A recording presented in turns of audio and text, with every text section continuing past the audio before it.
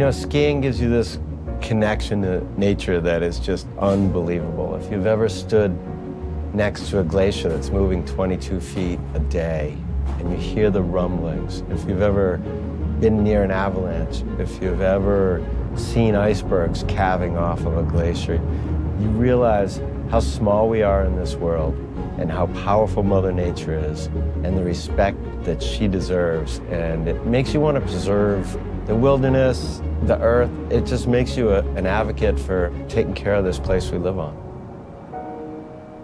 My name is John Egan. I've been a professional ski bum my whole life.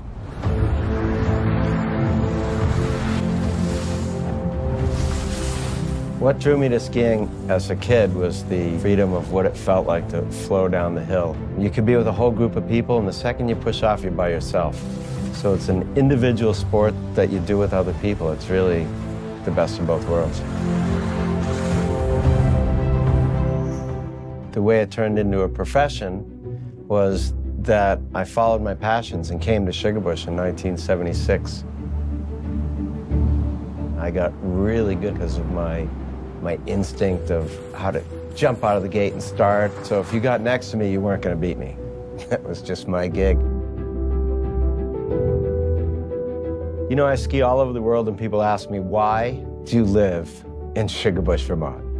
And I tell them it's one of the best training grounds in the world.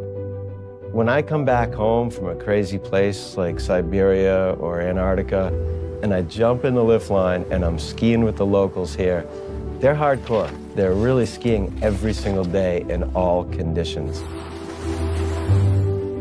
I remember when I first came here, this community seemed to wrap its arms around me. They showed us their place, they wanted us to respect it and love it, and it still carries on this day. And out of all the mountains that I've been to, this one seems to have a sense of community, and I believe that's because the community does embrace the mountain embraces the community, and if you look around and see where we live, this is a real beautiful place.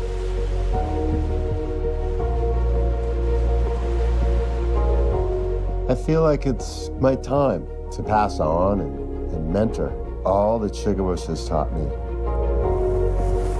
And so I've been working with kids in the valley here for so long that now some of the youngsters that were in my groups when they were 9 or 10 years old now have children of their own, and I'm skiing with them.